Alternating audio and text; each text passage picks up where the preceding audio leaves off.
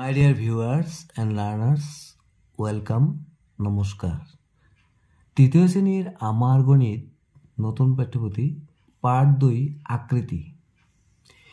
ইয়াত দিছে এইবাৰ স্বাধীনতা দিৱসত অনামিকাহঁতৰ বিদ্যালয়ত ভেকশ্যন প্ৰতিযোগিতা অনুষ্ঠিত হ'ব।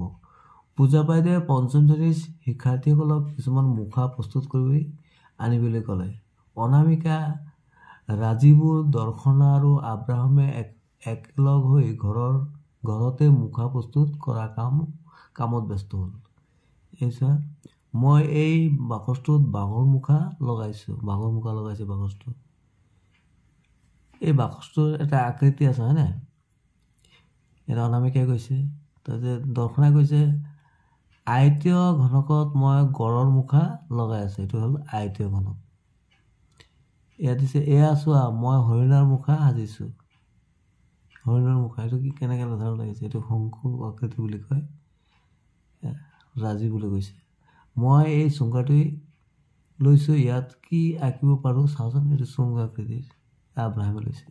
তাৰমানে মৰমৰ ছাত্ৰ ছাত্ৰীসকল, তোমালোকে কি দেখিলে? ইয়াত এনেধৰণৰ এটা আকৃতি দেখিলে, এইটো কয় আয়তীয় আকৃতি। এনেধৰণৰ এটা আকৃতি দেখিলে, এইটো হ'ল ঘনক আকৃতি। এনেধৰণৰ আকৃতি এইটো কয় শংকু আকৃতি। এতিয়া এনেধৰণৰ আকৃতি দেখিলে এইটো হ'ল চুংগ আকৃতি। এতিয়া আমি এই আকৃতিৰ বিষয়ে কিছু ভালদৰে বুজিবলৈ চেষ্টা কৰোঁ। মৰমৰ ছাত্ৰ ছাত্ৰীসকল, ইয়াত তোমালোকে দেখিছা যিটো এটা বস্তু দেখিছে, এইটো হ'ল আয়তীয় আকৃতি। এইটো কি বুলি কয়? আয়তীয় ঘনক বুলিও কয়, আয়তীয় ঘনক। এতিয়া আমি জানি লওঁ ইয়াৰ পিঠি বা তল, কাষ, চুক কেইটা আছে। প্ৰথমে আমি কি কৰোঁ, ইয়াৰ আমি তল চাই লওঁ। তল কোন?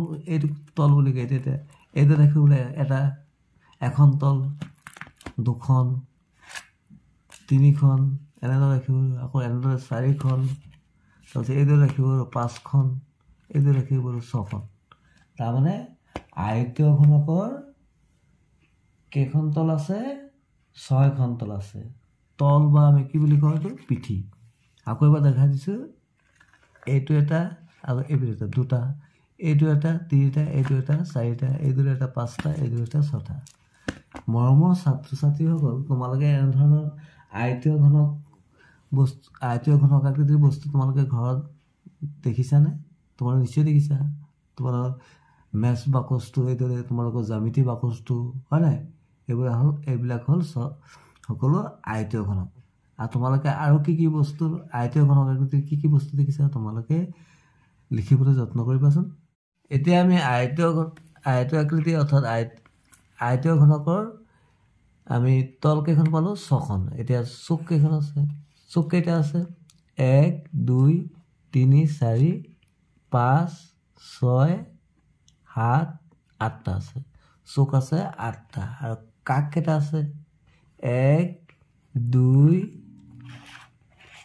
3, 4, তাৰপিছত এইপিনে 4 আছে, 5, 6, 7, 8, 9, 10, 11, 12টা আছে।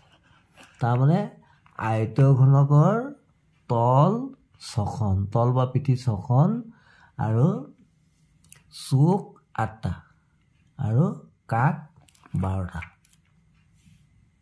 মৰমৰ ছাত্ৰ ছাত্ৰীসকল, তোমালোকে ইয়াত কি দেখিছা? কিউব দেখিছানে? এইটোৰ দৈৰ্ঘ্য, প্ৰস্থ, উচ্চতা একেই আছে, হয়নে? এইটো হ'ল ঘনক আকৃতি। এইটো হ'ল ঘনক আকৃতি।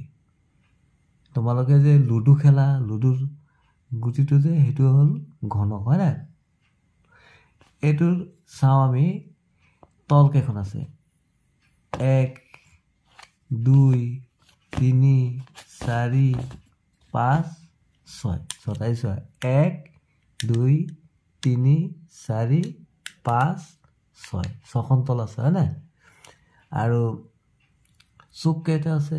1, 2, 3, 4, 5, 6, 7, 8টা। 8টা কি আছে? চুক আছে।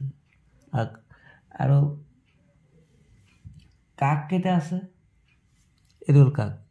1, 2, তিনি 4 এইপিনে 4টা আছে তাৰপিছত এইপিনে 4টা আছে 5 6 7 8 এইপিনে 9 10 11 12টা আছে হয়নে তোমালোকে চাই লোৱা এইপিনে 4টা আছে কাক এইপিনে 4টা 8টা আৰু এইপিনে 9 10 11 12টা 12টা কি আছে কাক আছে হয়নে তেনেহ'লে আমি কি দেখিলোঁ ঘনকৰ তল কেইখন আছে 6খন আৰু কাক কেইটা আছে 12টা আৰু চুক 8টা চুক 8টা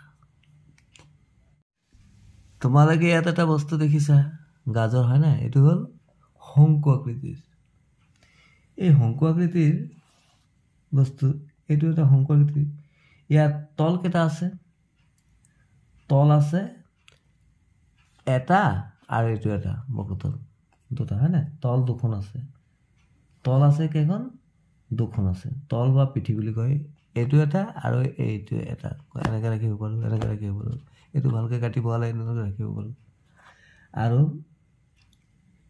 চুক কেইটা আছে চুক এটাই আছে হয় নাই এইটো এইটো যদি এনেকৈ লগ লগাই এনেকৈ এনেধৰণৰ হ'ব এনেকৈ যদি আমি আকৌ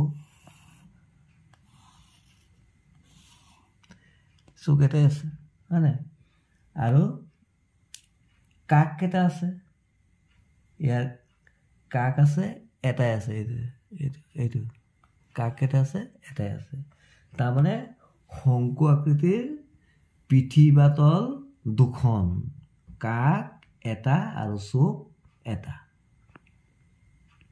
এতিয়া তোমালোকে ইয়াত দেখিছা দুটা বস্তু দেখিছা এনেধৰণৰ আকৃতি কি বুলি কোৱা হয় চুংগ আকৃতি প্ৰথমে আমি এইটো লৈছোঁ এইটো চোৱা চুংগ আকৃতিটো ইয়াত দুইটা মূৰ কি আছে বন্ধ আছে এইটো বন্ধ আছে এইটো বন্ধ আছে এনেকৈ বন্ধ থাকিলে কাক কেইটা থাকিব এইটো কাক কেইটা আছে এটা আৰু এইপিনে এটা দুটা কাক কেইটা হ'ব দুটা আৰু তল কেইটা আছে এখন দুখন আৰু এইদৰে তিনিখন তাৰমানে তল আছে তিনিখন আৰু কাক আছে দুটা যদি দুইটা মূৰ বন্ধ থাকে তেনেহ'লে চুংগ আকৃতিৰ কাক দুটা তল তিনিখন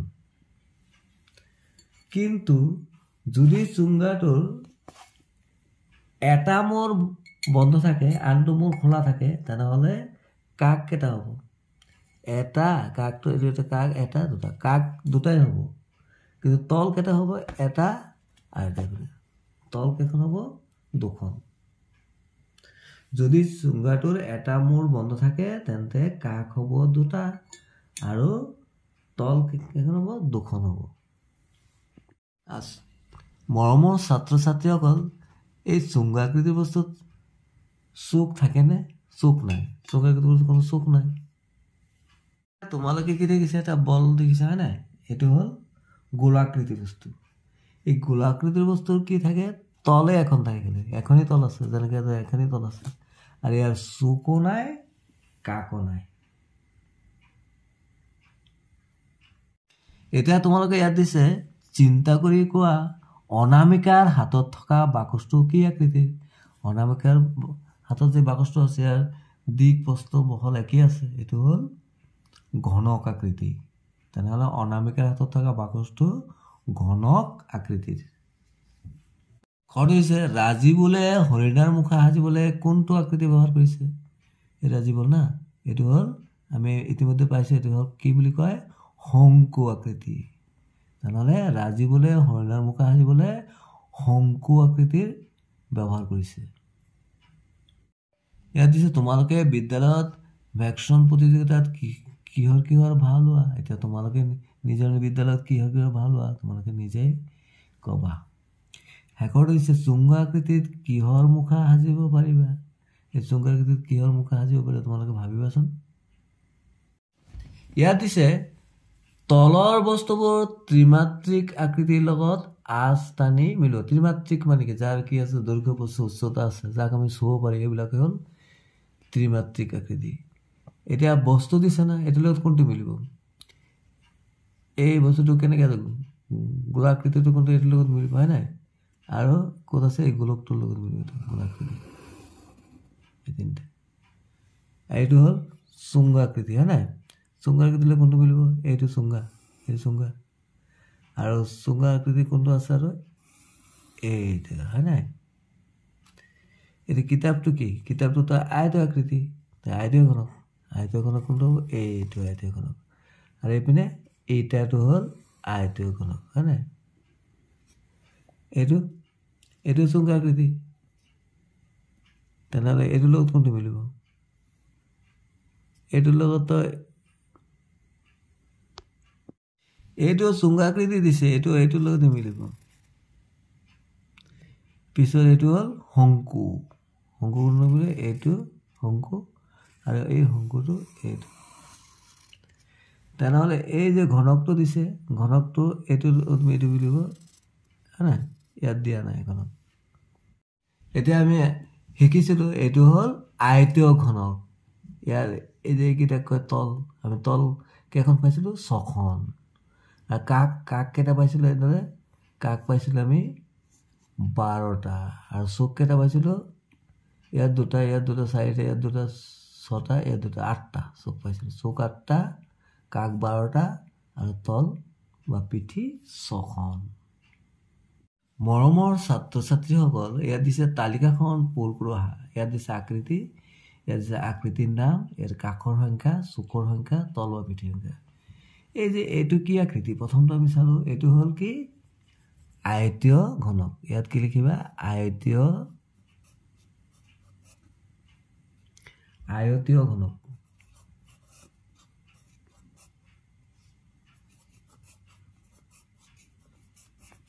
এতিয়া ইয়াৰ কাষৰ সংখ্যা কিমান আছিলে কাক কেইটা আছিলে আমি পাইছোঁ ইতিমধ্যে কাক আছিলে 12টা আৰু চুক আছিলে কেইটা 8টা হয় নাই আমি চুকটো দেখিছিলোঁ নাই এনেকৈ আকৃতি নহয় জানো ইয়াৰ 8টা চুক আছে 1 2 3 4 5 6 7 8টা চুক আছে আৰু পিঠি কেইটা আছে বা তল কেইটা আছে 1 2 আমি এইপিনে ৰাখি প্ৰথমে ধৰা 1 2 3 4 5 আকৌ এইটো ৰাখিব 6খন এতিয়া পিছত আছে এইটো হ'ল কি গোলাকৃতি বস্তু হয় নাই এইটো হ'ল গোলাকৃতি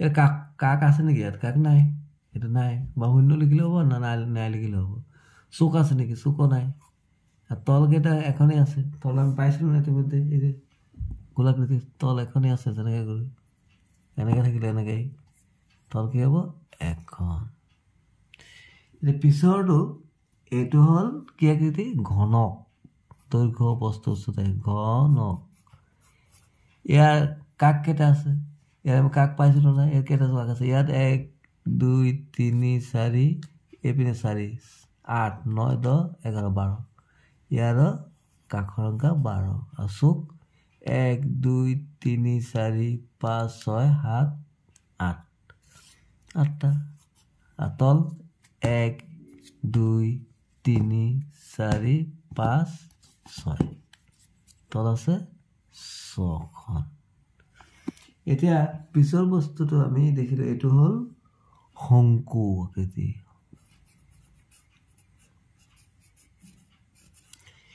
এই শংকু আকৃতি আছে যে ইয়াৰ কাক কেইটা আছে শংকু আকৃতিৰ কাক আছিলে এটা আৰু চুকো আমি পাইছিলোঁ এটাই আৰু ইয়াৰ তল বা পিঠিৰ সংখ্যা কিমান আছিলে আমি এইদৰে ৰাখিব পাৰোঁ আৰু এইদৰে ৰাখিব পাৰোঁ দুটা আৰু এইটো